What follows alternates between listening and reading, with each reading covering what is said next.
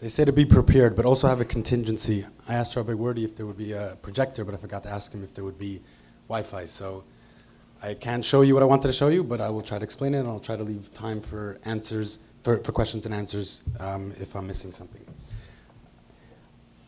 BeTrue.com. It's a platform that connects individuals, brands, and charities around doing good. Shmuley said before, this isn't charity, but I want to talk about charity. Charity in the US, charitable contributions are $250 billion a year.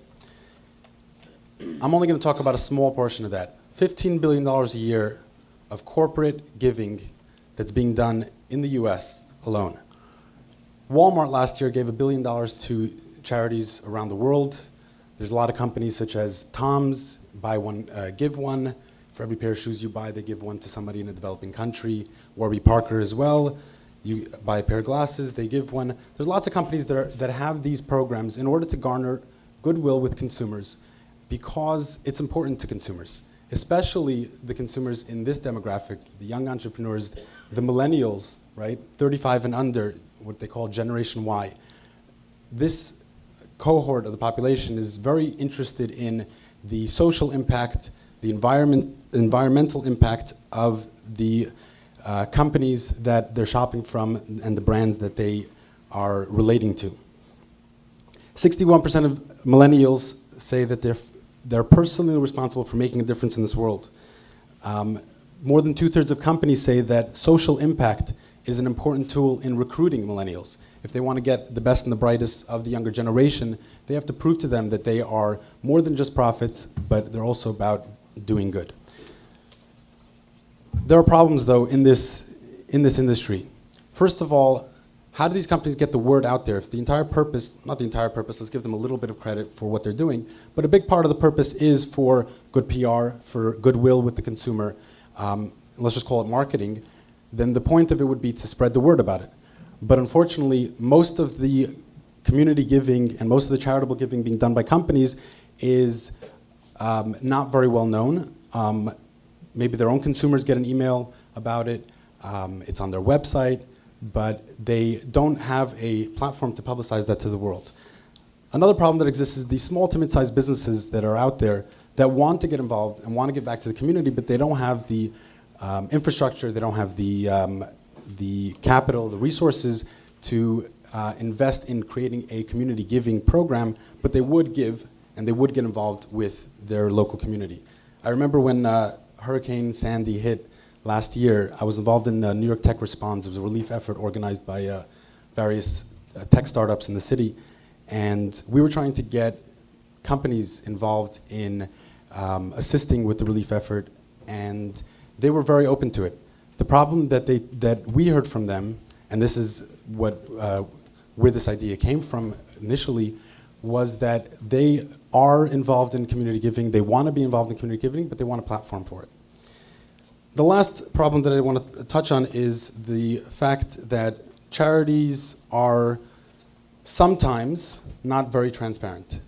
Recently, I don't know if you saw in the headlines, this was 2 weeks ago in almost every big paper, there was a report that 50 charities that raised over $1 billion and gave 3 cents out of every dollar to charity. That means 97 cents of each one of those donations, 97% of those donations went to who knows what.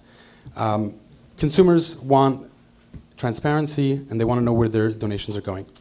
So to understand what Be True is, think about it as a circle where we're connecting the individuals, the shoppers, the consumers, the millennials, to the brands based around doing good, as well as to the charities. We're going to have a directory of all major brands, and eventually as well on the local level, as to giving them a social impact score, as well as an environmental impact score. Every charity is going to be indexed as well on their contribution efficiency score, and their mission and what they're doing, and keeping the consumer apprised of that. For the consumer, this is a platform that they get to show the world what they care about. This is not a new social network. This is going to be leveraging the social graph that already exists on Facebook and Twitter, Tumblr, etc.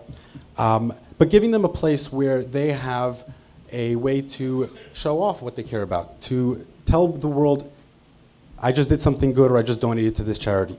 And by creating this full circle, we believe that we'll be able to, first of all, increase the amount of good that's being done, as well as create a layer of transparency around the corporate giving and charitable donations that's out there. A little bit about me. I was a VP of Product and Marketing at Currency.com, a virtual currency startup. I've also done consulting for over a dozen companies, from hedge funds to nonprofits, one of the largest banks in the world. And this is something that's very close to my heart, that I believe will have a tremendous impact on our community as well as on the greater global community. My partner, Michael Yakubovich, who I worked with at Currency, is the CTO. He has over 20 years of experience in software development for very large clients, Sony, Weight Watchers, Sapient, Nitro, etc. I want to finish with the word of the Rebbe. We all know the famous saying, adding in acts of goodness and kindness will usher in the coming of Mashiach. I'm here today, skipped one slide, the most important one. Why am I here today? We're currently raising a seed round of financing. We need $125,000 to complete phase 1 development. We have circulated a little over $50,000 between friends and family, so I'm here looking for $75,000. I'm also here to recruit engineers, designers, developers. If you want to join us, are passionate about making a difference and doing good, please come speak to me after.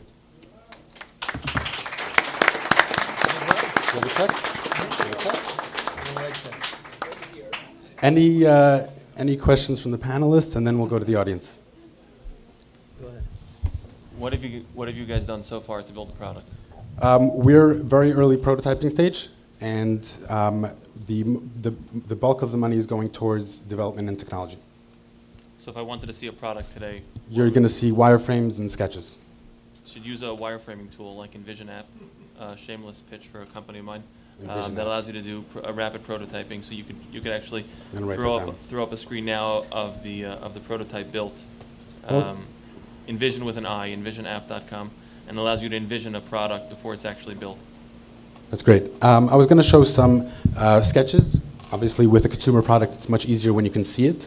A big portion of this is creating a seamless platform that removes the clutter and creates a experience for the consumer, using gamification techniques without, without trivializing what they're doing. You have to create a very careful balance between extrinsic and intrinsic motivators, but rewarding people for doing good and giving them a place to show off, because people like to show off, and it's natural and it's good. You did a mitzvah, tell the world. So it's there is a very big, strong design aspect to it. So it would be a lot better if I can show it off, and definitely would love to do that.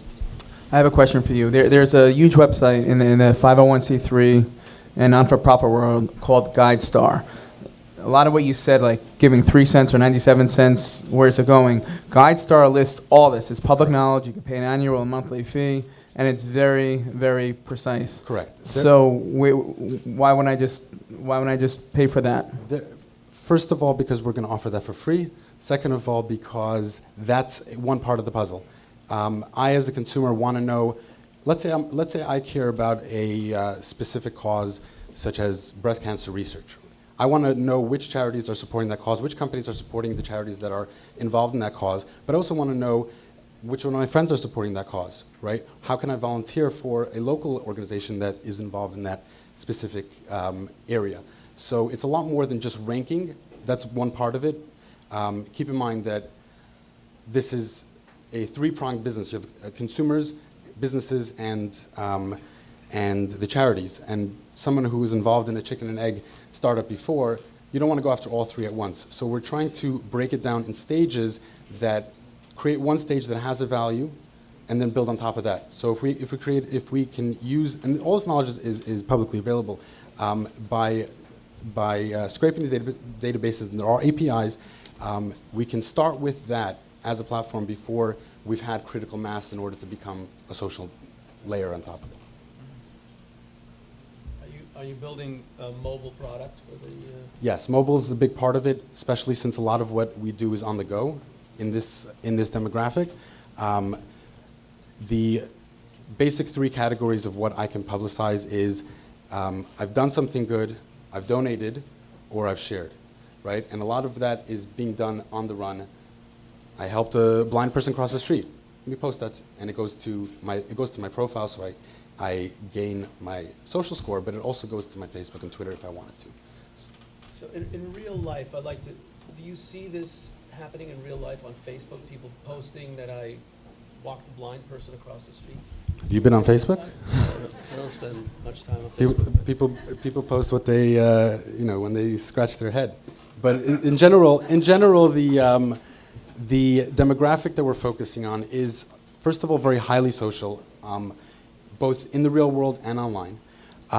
And they want to share. And it's a natural instinct to share. Call it bragging, but you know what? If it gets them to do good, why not? Okay, I have one more minute.